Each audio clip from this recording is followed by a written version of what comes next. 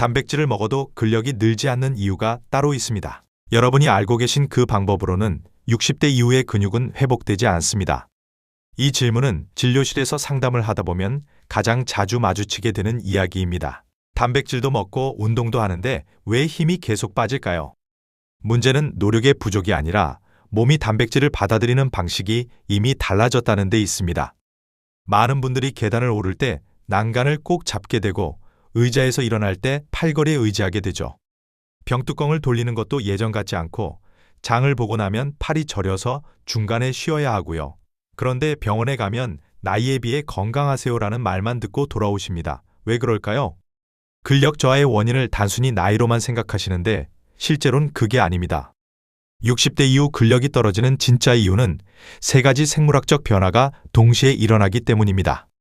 첫째는 근육 단백질 합성률의 급격한 감소, 둘째는 미토콘드리아 기능 저하, 셋째는 신경근 접합부의 퇴행입니다.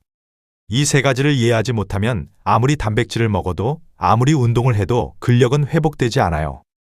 여기서 많은 분들이 착각하시는 부분이 있어요. 나는 고기도 먹고 계란도 먹는데라고 하시는데 문제는 섭취가 아니라 합성이라는 거예요. 우리 몸에서 단백질이 근육으로 바뀌려면 mTOR이라는 신호 전달 체계가 작동해야 하는데 60대 이후에는 이 체계의 민감도가 현저히 떨어집니다. 쉽게 말하면 스위치를 아무리 눌러도 전기가 안 들어오는 상태인 거죠. 우리가 젊었을 때는 고기 한 점, 계란 하나면 충분했어요. 하지만 65세 넘어서도 똑같이 먹으면 될까요? 절대 안 됩니다. 왜냐하면 우리 몸의 단백질 흡수율이 나이가 들수록 급격히 떨어지거든요. 60대는 20대의 절반도 안 됩니다. 똑같이 먹어도 몸에 들어가는 건 절반도 안 된다는 뜻이에요.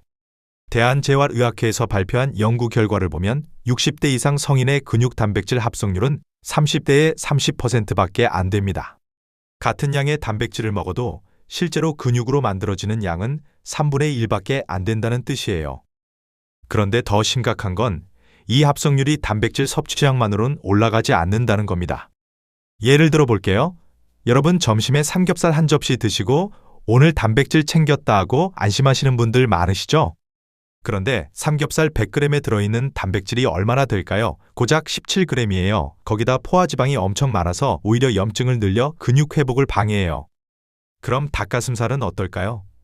닭가슴살도 좋긴 하지만 우리 나이에는 너무 질겨서 씹기도 힘들고 소화도 잘 안 되죠. 계란을 드시는 분들도 마찬가지예요. 나는 계란도 먹고 있는데 라고 하시지만 실제로는 하루에 몇 개나 드시나요? 1개 아니면 2개? 계란 하나에 6g, 2개 12g. 우리 나이에 필요한 하루 단백질량이 60g에서 70g인데 계란만으로는 턱없이 부족한 거예요.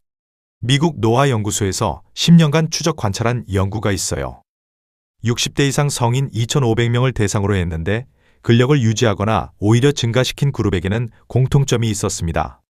단순히 단백질만 먹은 게 아니라 3가지 조건을 동시에 충족시켰다는 거예요. 첫 번째 조건은 단백질 섭취 타이밍입니다. 대부분의 분들이 하루에 한두 끼에서 단백질을 몰아서 드시는데 이게 가장 큰 문제예요.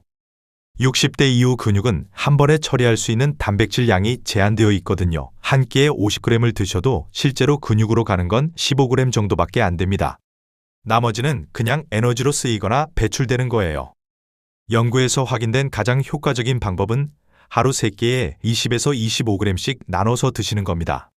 특히 아침 식사에서의 단백질이 결정적이에요. 밤새 공복 상태였던 몸은 아침에 단백질을 받으면 근육 합성 신호를 가장 강하게 보내거든요. 실제로 아침 단백질 섭취를 늘린 그룹은 3개월 만에 악력이 평균 12% 증가했다는 결과가 나왔어요. 두 번째 조건은 저항성 운동입니다. 그런데 여기서도 오해가 있어요.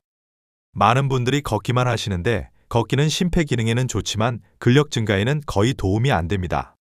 근육이 자극을 받아서 더 강해져야겠구나라고 느끼려면 중력에 저항하는 운동이 필요해요.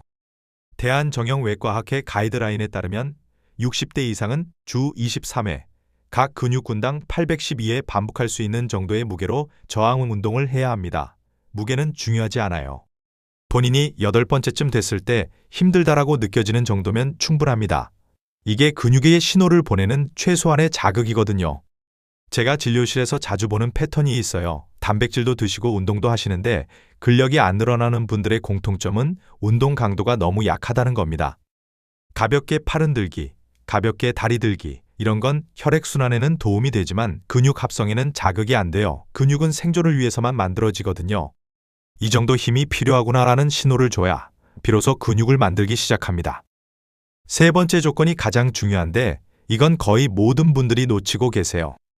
바로 비타민 D와 마그네슘입니다. 서울대병원 연구팀이 발표한 논문을 보면 혈중 비타민 D 농도가 30여개보 메시리어 이하인 60대 성인은 단백질을 먹어도 근육 합성률이 정상인의 절반밖에 안 됩니다. 왜 그럴까요? 비타민 D는 단순히 뼈 건강만 담당하는 게 아니에요. 근육세포 안에 있는 비타민 D 수용체가 활성화되어야 단백질 합성 신호가 제대로 전달됩니다. 그런데 60대 이상의 70% 이상이 비타민 D 결핍 상태예요. 햇빛도 잘 안 쬐고 피부에서 비타민 D를 만드는 능력도 젊었을 때의 절반으로 떨어지기 때문이죠. 마그네슘도 마찬가지입니다. 마그네슘은 300가지 이상의 효소 반응에 관여하는데 그 중에서도 근육 단백질 합성에 필수적이에요. 문제는 우리나라 식단에서 마그네슘이 부족하기 쉽다는 겁니다. 흰쌀밥 위주로 드시고 채소나 견과류 섭취가 적으면 마그네슘 결핍이 쉽게 옵니다.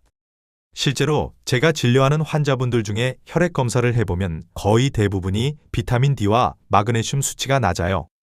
이 두 가지를 보충한 후에 같은 단백질 섭취와 같은 운동을 해도 결과가 완전히 달라지는 걸 수없이 봤습니다. 그런데 여기서 끝이 아닙니다.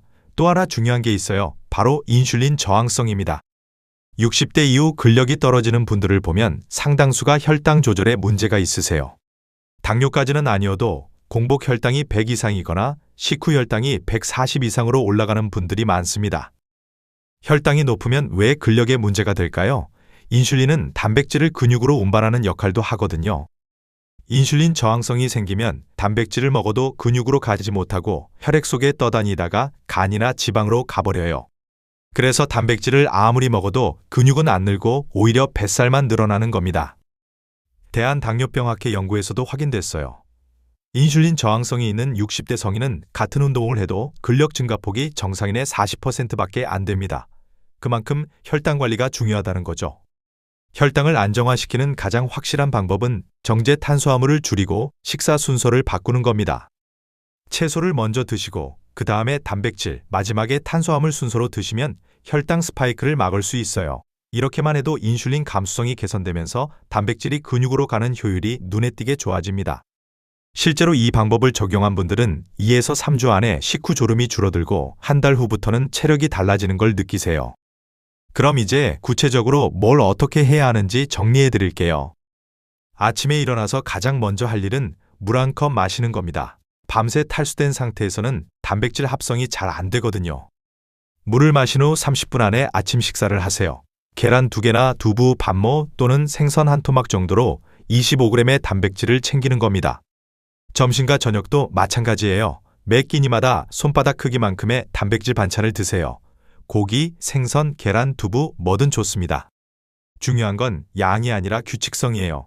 하루 한 번 100g 먹는 것보다 3번 나눠서 25g씩 먹는 게 근육 합성에 훨씬 효과적입니다. 운동은 이틀에 한 번씩 하세요. 매일 할 필요 없어요. 근육은 운동할 때 만들어지는 게 아니라 쉴 때 만들어지거든요. 운동 후 48시간이 근육 합성의 골든타임입니다. 이 시간 동안 충분한 단백질과 휴식을 주는 게 더 중요해요. 운동 종류는 복잡하지 않습니다. 의자에서 일어났다 앉았다 하는 스쿼트 동작 10회, 벽을 짚고 팔굽혀 펴기 10회, 생수병 들고 팔굽혔다 펴기 10회, 이 세 가지만 해도 충분합니다. 각 동작을 할 때 8번째쯤에서 힘들다라고 느껴지면 딱 맞는 강도예요.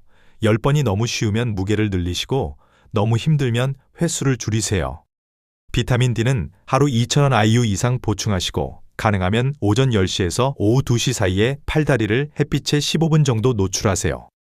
마그네슘은 하루 300mg 정도면 충분한데 현미나 견과류, 시금치 같은 녹색 채소를 드시면 자연스럽게 채워집니다. 여기서 반드시 주의하셔야 할 점이 있어요. 운동을 갑자기 과하게 하시면 안 됩니다. 60대 이후 근육과 힘줄은 회복 속도가 느려서 무리하면 오히려 부상으로 이어져요. 특히 무릎이나 어깨에 통증이 있으신 분들은 반드시 전문가와 상담 후에 시작하세요. 또 하나, 단백질 보충제에만 의존하시면 안 됩니다. 보충제는 말 그대로 보충이에요. 기본은 실제 음식에서 나와야 합니다. 음식에는 단백질뿐만 아니라 비타민, 미네랄, 효소 등 근육 합성에 필요한 다른 영양소들이 함께 들어있거든요. 보충제는 정말 식사를 못하는 상황에서만 사용하세요. 그리고 급하게 생각하지 마세요. 근력은 하루아침에 늘지 않아요. 최소 3개월은 꾸준히 해야 몸에서 변화가 느껴집니다. 첫 한 달은 신경계가 적응하는 시기고, 두 번째 달부터 실제 근육이 만들어지기 시작해요. 세 번째 달이 되면 계단 오를 때 숨이 덜 차고 물건 들 때 힘이 덜 든다는 걸 체감하실 겁니다. 만약 지금 이대로 방치하면 어떻게 될까요? 근육량은 매년 3%씩 계속 줄어듭니다. 5년 후면 지금보다 15% 줄어들고 10년 후면 30% 줄어들어요. 그때 가면 혼자 화장실 가는 것도 힘들어지고 집안에서도 넘어질 위험이 높아집니다. 한번 넘어지면 골절로 이어지고 골절 후 회복 과정에서 더 많은 근육이 손실됩니다. 미국 국립보건원 데이터를 보면 75세 이후 낙상으로 골절된 환자의 40%는 1년 안에 독립적인 생활이 불가능해진다고 나와 있어요. 그만큼 근력은 단순히 힘의 문제가 아니라 독립적인 삶을 유지할 수 있느냐 없느냐의 문제입니다. 하지만 다행히 근육은 몇 살이든 만들어집니다. 70대, 80대도 제대로 된 방법으로 하면 근력이 증가해요. 실제로 제가 치료한 78세 환자분은 6개월 만에 악력이 18kg에서 25kg으로 늘었습니다. 처음에는 손주 하나 올리는 것도 힘들어 하셨는데 지금은 손주랑 놀이터에서 뛰어다니세요. 핵심만 다시 정리할게요. 60대 근력이 떨어지는 진짜 이유는 단백질 부족이 아니라 단백질 합성 능력의 저하입니다. 이걸 회복시키려면 세 가지가 필수예요. 첫째, 하루 3끼 규칙적인 단백질 섭취. 둘째, 주 2에서 3회 적절한 강도의 저항 운동. 셋째, 비타민 D와 마그네슘 보충, 그리고 혈당 관리. 이 세 가지를 동시에 하셔야 합니다. 하나만 해서는 효과가 절반도 안 나와요. 단백질만 먹고 운동 안 하면 근육이 안 만들어지고 운동만 하고 단백질이 부족하면 오히려 근육이 분해됩니다. 비타민 D가 없으면 아무리 먹고 운동해도 합성 신호가 안 가요. 여러분의 근육은 아직 살아 있습니다. 자극만 주면 언제든 다시 강해질 수 있어요. 늦었다고 생각하지 마시고 오늘부터 시작하세요. 아침 식사에 계란 하나 더 드시는 것부터 시작하면 됩니다. 그리고 의자에서 일어났다 앉았다 하는 동작 10번. 이것만 해도 변화는 시작됩니다. 3개월 후 지금보다 훨씬 가볍고 단단한 몸으로 손주들과 공원을 걷고 계실 겁니다. 계단도 숨차지 않게 오르고 장을 보고 와도 팔이 안 저릴 거예요. 그 변화는 특별한 게 아니에요. 그냥 우리 몸이 원래 가지고 있던 능력을 되찾는 것뿐입니다. 지금 바꾸지 않으면 내년에도 지금과 똑같은 고민을 하실 겁니다. 아니, 더 심해져 있을 거예요. 하지만 오늘부터 시작하시면 3개월 후엔 완전히 다른 삶을 살고 계실 겁니다. 선택은 여러분의 몫입니다. 건강한 노년은 준비하는 자의 것입니다. 지금 시작하세요.